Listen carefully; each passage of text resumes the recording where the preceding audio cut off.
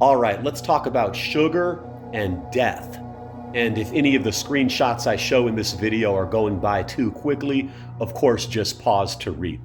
So, sugar plays fundamentally different roles across the active dying process and the subsequent decomposition of the body.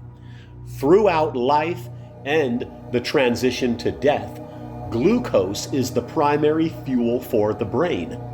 When the body physically dies and the flesh decays and circulation stops, residual sugars are rapidly metabolized by dying cells and bacteria, which causes a sharp drop in blood glucose levels post-mortem.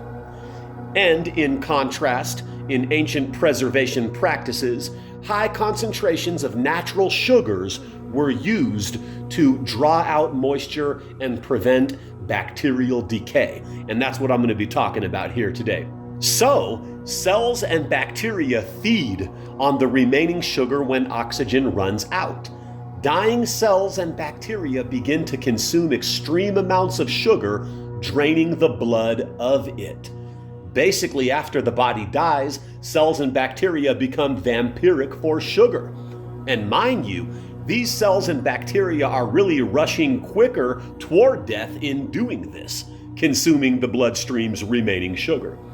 Vampiric cells and bacteria sucking the sugar out of the blood for energy to move quicker toward death of the entire body once these dying cells and bacteria are no longer getting the oxygen. It's kind of like the body becomes one big sugar fest candy feast at death. And now I want to get into the topic of historical preservation of the dead. Research this topic of mellification. I recently found out about this. While modern embalming uses formaldehyde to fix tissues, ancient cultures historically utilized high sugar substances like honey to preserve corpses. The extreme sugar concentration draws moisture away from microbes and bacteria via plasmolysis, depriving them of the water that is needed to survive and halting the natural putrefaction process. The sugar dehydrates the tissues that aid in decomposition, thus preserving the body. And it's worth pointing out, for certain health reasons, such as dehydration, insulin resistance, for example, sugar brings the body closer to death. When it comes to health, studies show that the consumption of sugar, eating sugar, is linked with bringing the body closer to death. Sweetness brings the body closer to death. It could almost be looked at like every time you enjoy a treat, you're bringing yourself a little bit closer, committing just a little small fraction of self-deleting. And there are some good articles you can read online regarding the ancient practice of embalming and mummification with sweetness, sugar, honey. For example, here's a few of them right here. Ancient Egyptian mummification recipe revealed. You can check this one out. Yep, they used sugar. For more information on this, you can research the mellified man. Check that out. Type that in, the mellified man or mellification. Yeah, there's a few of these articles here. I'm just going to show you a few of these, screenshot these, and you can Google or look up or type in on any social media platform the names of these articles or some of these keywords in these topics here. So yeah, in ancient times, before the use of modern formaldehyde, people were entombed in sugar, entombed in sweetness. And after the flesh begins to decompose, the dying cells and bacteria massively consume the body's glucose. It's like dying has always been a big sweet party in the body throughout history. Now let's talk about carbon. Carbon is a very interesting topic that I want to get into. So sugar is carbon. Sugar is a carbohydrate, which literally translates to hydrated carbon. Sugar's molecular structure is entirely built from carbon, hydrogen, and oxygen. Pause to read. Carbon is energy. Sugar is fuel. Fuel for the body, the energy source. Carbon is, of course, used as an energy source in several different ways. So that's extra fuel that those dying cells and bacteria are consuming in the body at death. Sugar, carbon, fuel, energy, And check this out. This is very interesting. The carbon molecule resembles the shape of a honeycomb.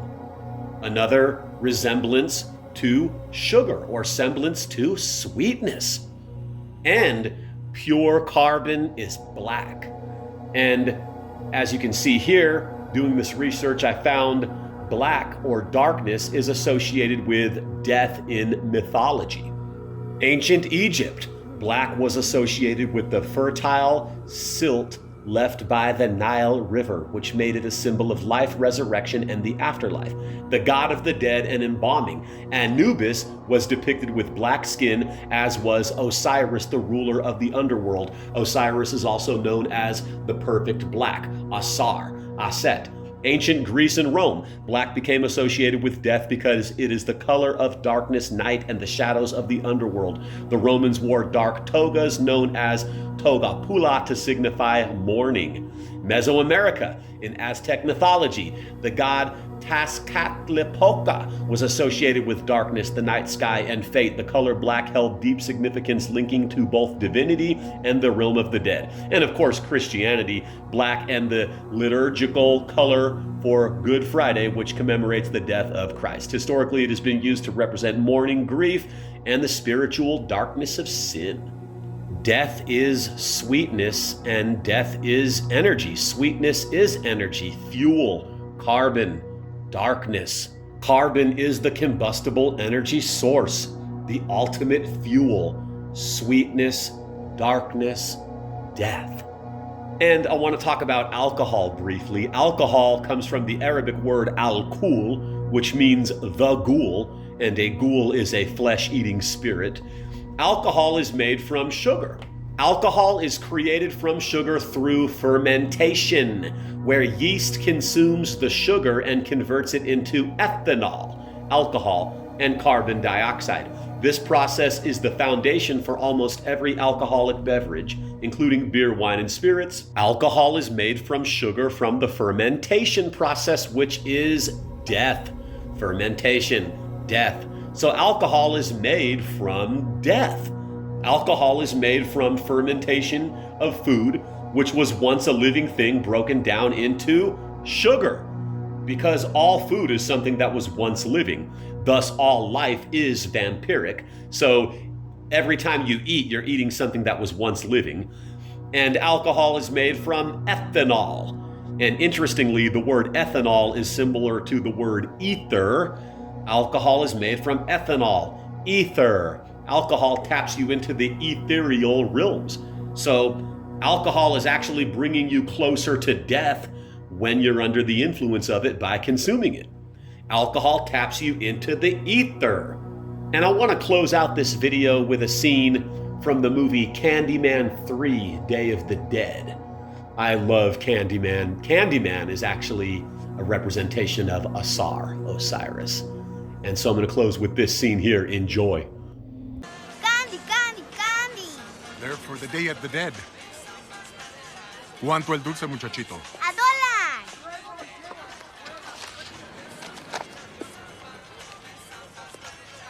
Oh, no, thank you. No, I couldn't. Go ahead.